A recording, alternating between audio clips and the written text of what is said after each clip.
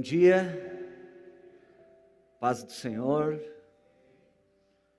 Quando eu era criança não tinha nada graça e paz, era só a paz do Senhor, não é verdade? Está certo, né? A paz do Senhor. Aí depois a gente também cumprimenta com a graça e a paz, porque graça nunca faz mal para ninguém, foi um bom acréscimo. Eu queria conversar com você e trazer algumas lições que o texto bíblico trouxe para o meu coração. E eu queria dizer para você que o texto que a gente vai ler hoje está no Evangelho de Mateus, no capítulo 15, no versículo 21.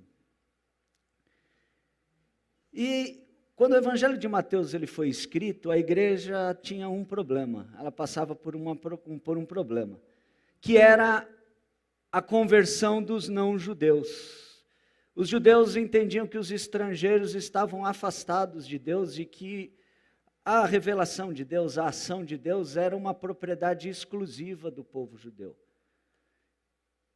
Mas, à medida que o evangelho vai indo, os não-judeus vão se convertendo e vão chegando na igreja. E a igreja precisa responder se aceita os não-judeus ou se toma um caminho exclusivo dentro do mundo judeu e vive só para os judeus.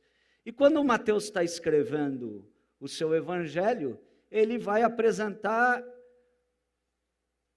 o seu ensino a respeito disso, e ele puxa uma história de Jesus para ensinar as pessoas, e para apontar para as pessoas o melhor caminho a ser seguido nessa situação. E aí temos a nossa história, Mateus capítulo 15, versículo 21, Jesus acaba uma série de debates com as autoridades religiosas, com os líderes religiosos, que um a um vão debatendo com Jesus e vão sendo convidados a mudar a sua maneira de pensar a vida. Todos se negam a apresentar qualquer sinal de mudança. E aí Jesus termina um último debate com os fariseus e mestres da lei que vieram de Jerusalém. E aí ele sai para a região de Tiro e Sidom, que estão fora do território judeu da época. E ele vai para esse lugar, e quando ele está chegando lá, aí nós temos o nosso episódio. Uma mulher cananeia, natural dali, veio a ele gritando: Senhor, filho de Davi, tem misericórdia de mim. Minha filha está endemoniada e está sofrendo muito. Mas Jesus não lhe respondeu palavra. Jesus não disse nada. Então os seus discípulos se aproximaram dele e pediram: manda embora essa mulher, pois vem gritando atrás de nós. E ele respondeu: eu fui enviado apenas para as ovelhas perdidas de Israel. E a mulher veio, adorou de joelhos, prostrou-se, se humilhou diante dele e suplicou: Senhor, ajuda-me. E aí ele respondeu agora para a mulher: não é certo tirar o pão dos filhos e lançá-lo aos cachorrinhos. Antes que você possa pensar que isso teria um tom de humilhação, não é disso o texto. Não está chamando ela ou o povo dela de seus cachorros. Não podemos entender no nosso contexto. O que Jesus está dizendo assim: eu não posso tirar aquilo que Deus deu para o povo judeu e dá-los aos estrangeiros. É isso que Jesus está dizendo para ela. Mas parece que a mulher não ficou convencida disso. Disse ela, porém: sim, Senhor, mas até os cachorrinhos comem das migalhas que caem da mesa dos seus donos. Jesus respondeu: mulher, grande é sua fé. Seja conforme você deseja. E naquele mesmo instante, a sua filha foi curada.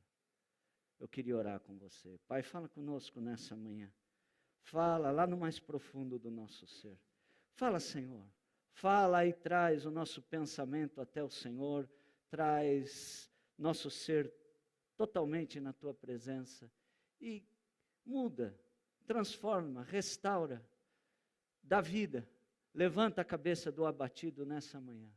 Louvado seja o teu nome, para sempre e sempre, em nome de Jesus. Amém. Você entendeu a história?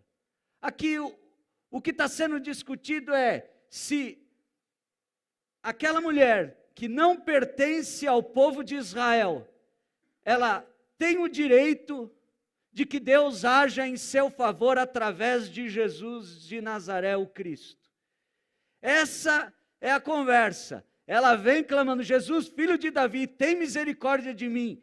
Liberta minha filha que caiu na mão de um demônio terrível e ela está sofrendo muito. E Jesus fica em silêncio. E no silêncio, os discípulos já vêm para Jesus: manda ela embora, meu. Tá incomodando, tá embaçando na nossa aí já faz tempo. Está aqui, gritando. Ela vem aqui gritando, tá? Nós já estamos aqui, manda ela embora, despede ela embora. E aí Jesus olha para os discípulos e fala: eu fui mandado para o povo judeu. Ele fala em termos absolutos da religião daquele tempo.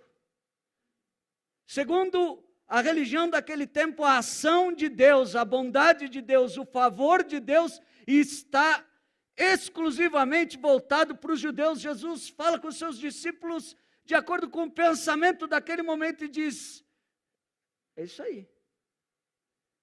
E aí a mulher se lança aos pés de Jesus e falou: me ajuda aí.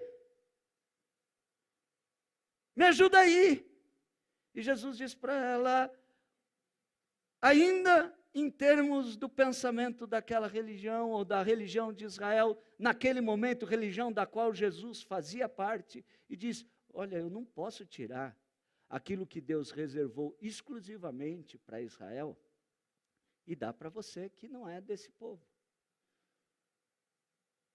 E a mulher diz: eu não concordo. Eu não concordo. Eu não concordo porque não há mesa que seja capaz de deter o que está acontecendo através de você. Você está falando aí de cachorrinhos, eu quero dizer aí que tem uma coisa aí para te dizer.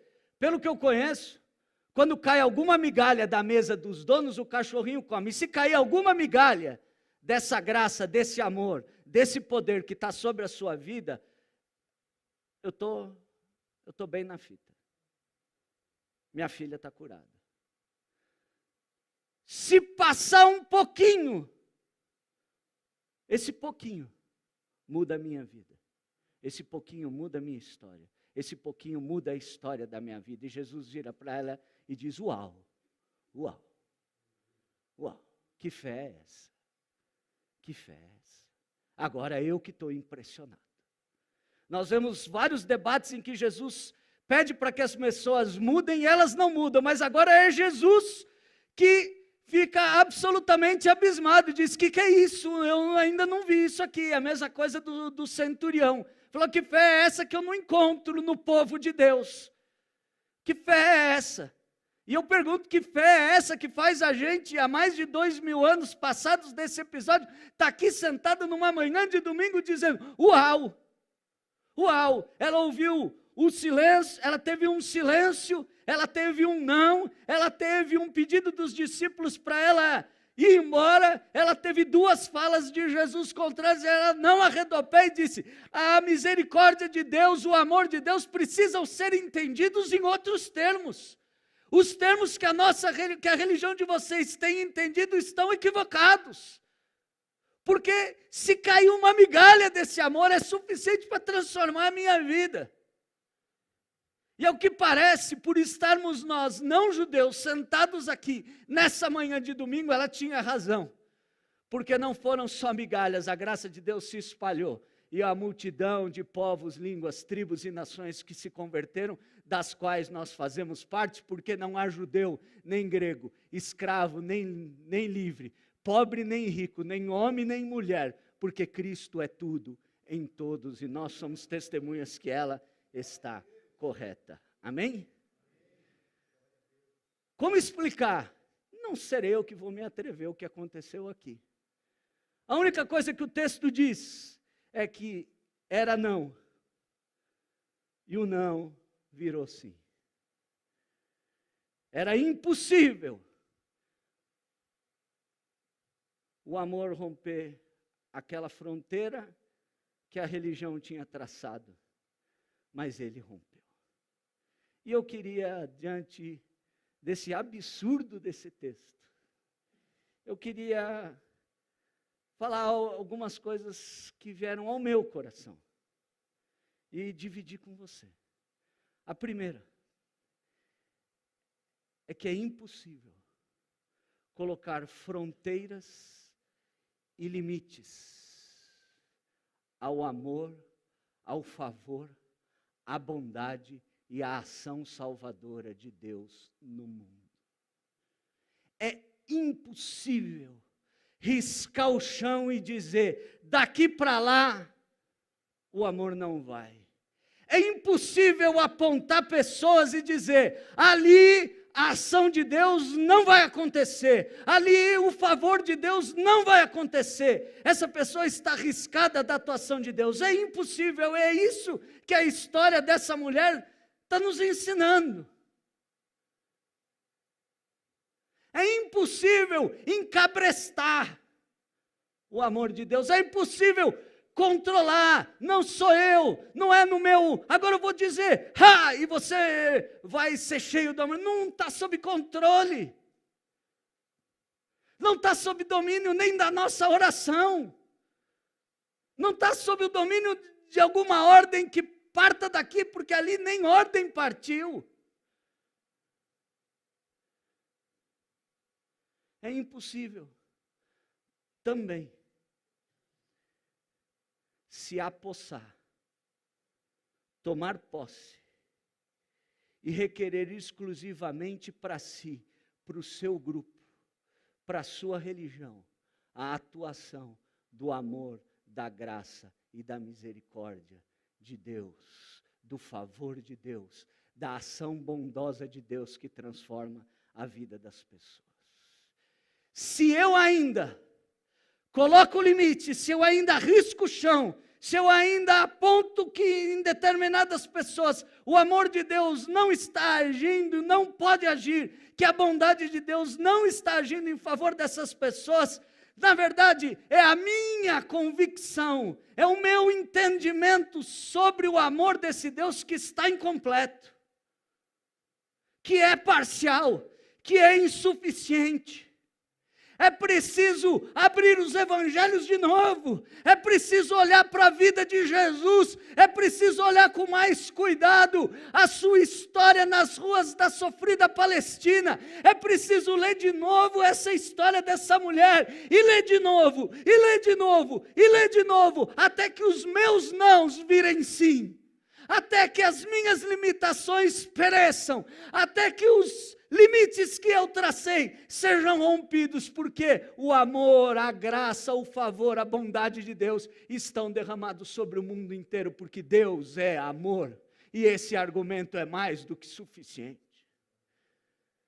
Segunda coisa que eu queria dizer, é que para mim fez muito bem saber que eu entreguei a minha vida, que eu entreguei a minha história, que eu confiei o meu futuro e a eternidade da minha vida nas mãos desse Deus, cujo amor não conhece limites. Eu confio num Deus cuja bondade não conhece fronteiras. Eu entreguei a minha história para esse Deus, que o amor não pode ser encabrestado. Não é você que decide se o amor de Deus vai agir na minha vida. Não está nas tuas mãos e não está nas mãos de ninguém, mas não está nas minhas mãos decidir se o amor de Deus trabalha na sua vida ou não, se a bondade de Deus está agindo sobre você, se você vai ser alguém em que Deus vai agir, porque o amor de Deus não tem limites. E é para esse Deus que no meio das adversidades da minha vida, no meio das minhas dores e sofrimentos, é para esse Deus que eu clamo: Jesus, filho de Davi, tem misericórdia de mim, me ajuda. É para o Deus invocado por essa mulher naquele dia, que eu clamo, que eu levanto a minha voz, quando eu estou desesperado. É para Ele que eu digo: me ajuda, me ajuda, me ajuda, me ajuda. A terceira coisa que eu queria falar para você é que esse amor não pode ser encabrestado, não pode ser traçado um limite para ele. Mas também é esse amor que me convida e te convida nessa manhã a estender o próprio limite do seu amor. Eu explico. Essa ação de Jesus, esse grande amor de Deus, convida você e me convida a estender as fronteiras que você traçou no chão da sua vida, de quem você ama e de quem você despreza. É esse Deus que ama sem limites, que convida a você e a mim, numa manhã de domingo, a estendermos a fronteira e incluirmos mais gente, mais gente. É esse Deus que convida você e me convida a trocar o X com que riscamos e anulamos as pessoas com um braço aberto e dizendo: seja bem-vindo na minha história. Porque a nossa história não pode terminar com uma eliminação, não pode terminar com um banimento, não pode terminar, como chama na internet quando você tira o cara? Como? Cancelamento. Sumiu essa. Eu estou velho e aí eu decoro, mas aí ali na outra esquina eu esqueço. Seus relacionamentos não podem terminar com cancelamento. Não pode terminar no ódio.